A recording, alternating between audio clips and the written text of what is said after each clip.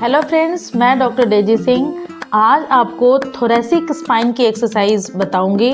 Generally लोग अपर spine यानी cervical की, लोअर स्पाइन यानी लंबर स्पाइन की एक्सरसाइजेस गाइड कर देते हैं, बताते हैं, लेकिन थोरेसिक स्पाइन की एक्सरसाइजेज जनरली लोग नहीं करवाते हैं, वो रह जाता है। तो आज मैं आपको थोरेसिक स्पाइन की एक्सरसाइज बताऊंगी।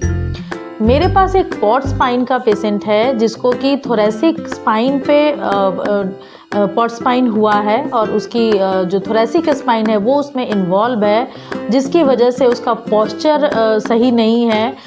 तो आज मैं उसी के ऊपर आपको थोरेसिक स्पाइन का जो क्या एक्सरसाइज करवाएंगे वो मैं आपको गाइड करूँगी, वो बताऊँगी। तो चलते हैं पेशेंट पे और देखते हैं कि क्या एक्सरसाइज कराते हैं।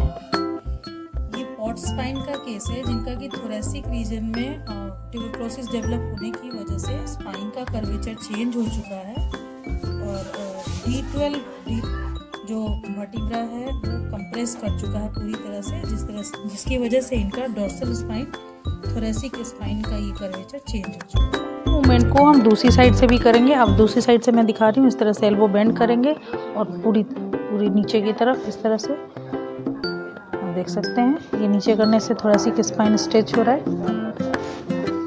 देन फिर बैकवर्ड ये, देन फिर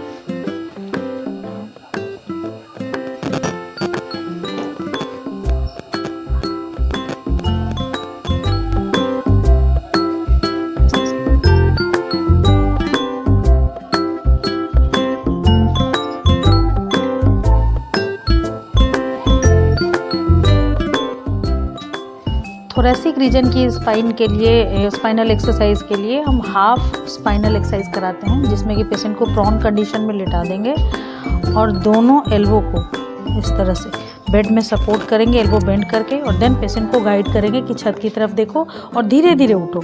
और उतना ही उठना है जब तुम्हारे अपर स्पाइन, ये मिडिल स्पाइन पे स्ट्रेन पड़े, उतना ही उठना है। देन फिर धीरे धीरे डाउन, रिलैक्स, फिर अप, उठो, थोड़ा सा बस इतना ही उठना है।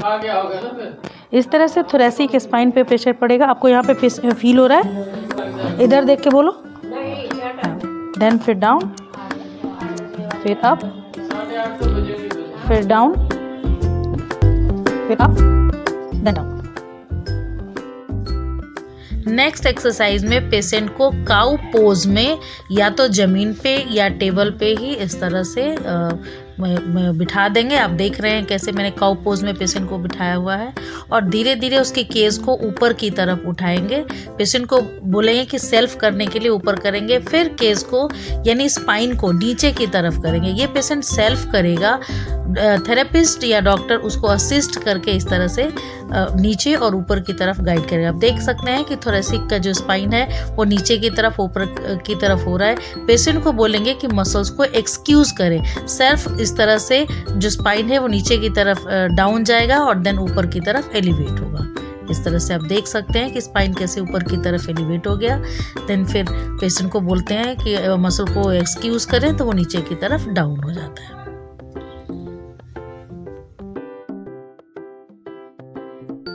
नेक्स्ट एक्सरसाइज में पेशेंट को दीवार के साथ साइड से एक पैर बेंड करके और सटा के हैंड को भी सटा देंगे और बोलेंगे दूसरे हैंड को इस तरह से खोलने के लिए। इस पोस्चर में हमारा पेल्विक जो रीजन है यानी कमर के पोर्शन का जो हिस्सा है वो स्टेबल रहेगा दीवार के साथ, और हैंड अप्स एंड डाउन होंगे। हैंड इस तरह से खुलेगा, आप देख सकते हैं। एक तरफ हैंड को मैंने स्टेबल कर दिया है, दूसरे तरफ से हैंड को पेशेंट को गाइड करते हैं कि खोलेंगे। तो आप ये देख सकते हैं थोरेसिक स्पाइन पे जो ट्विस्ट होता है तो थोरेसिक स्पाइन का वर्कआउट होता है इसमें। ये देख सकते हैं आप, पेल्विक जो है वो स्टेबल है और थोरेसिक स्पाइन मूव कर रहा है। इसी एक्सरसाइज को हम दूसरी साइड से भी पेशेंट को गाइड करेंगे। अब देखिए दूसरी साइड से पेशेंट को उसी तरह से गाइड करेंगे कि एक पैर को बेंड कर लेंगे और दूसरे पैर को नी बेंड करके और दीवार के साथ स्टेबल कर देंगे। देखिए फिर उसी तरह से पेशेंट को गाइड करेंगे कि एक हाथ को दीवार पे स्टेबल रखें और दूसरे हाथ से खोलते हुए बॉडी को ट्विस्ट करते हुए दूसरे हाथ को भी दीवार में टच करने की कोशिश करेंगे इस तरह से। ये देखिए इसमें हमारा थोरेसिक स्पाइन का मूवमेंट होगा और स्ट्रेचिंग आएगी, जिससे कि थोरेसिक स्पाइन की मूवमेंट होगी। ये देख सकते हैं इस तरह से ये थोरेसिक स्पाइन हमारा मूव हो रहा है, ट्विस्ट हो रहा है और थोरेसिक स्पाइन की एक्सरसाइज हो रही है। नेक्स्ट एक्सरसाइज में पेशेंट को गाइड करते हैं। पेशेंट को सुपाइन पोजीशन में लिटा देंगे और दोनों हैंड को क्रॉस करके पेट के पास रखते हैं और डॉक्टर अपना हैंड पेशेंट के हैंड पर रखकर अपोजिट फोर्स अप्लाई करता है और पेशेंट को गाइड करते हैं कि वो अपनी तरफ से फोर्स लगाएंगे और डॉक्टर अपनी तरफ से फोर्स लगाएगा। दैट मीन्स अपोजिट फोर्स लगाते हुए पेशेंट को कमांड देंगे कि हाथ को ऊपर की तरफ उठाए, जैसा कि आप देख सकते हैं। फिर उसी तरह धीरे धीरे नीचे लाओ, नीचे लाओ, नीचे लाओ, इस तरह से धीरे धीरे नीचे लाते हैं। तो इस कंडीशन में होता क्या है कि डॉक्टर अपना फोर्स लगाता है और पेशेंट अपना एफर्ट लगाता है। तो अपोजिट फोर्स लगने की वजह से जो थोरेसिक स्पाइन की मसल्स है उसकी वर्कआउट होती है और धीरे धीरे मसल्स की जो स्ट्रेंथ है, थोरेसिक स्पाइन की जो मसल्स की स्ट्रेंथ है वो इम्प्रूव कर जाता है। लाओ, धीरे धीरे नीचे लाओ, लाओ लाओ लाओ, होल्ड करते हुए धीरे धीरे हम नीचे की तरफ लाते हैं। ग्रेजुअली हम फोर्स को इंक्रीज करेंगे और पेशेंट को गाइड करेंगे कि इस एक्सरसाइज को दिन में 3 बार एटलीस्ट 20 मूवमेंट तो जरूर करें, जिससे कि मसल्स की स्ट्रेंथ बढ़े और थोरेसिक स्पाइन की स्ट्रेंथ इंप्रूव कर जाती है।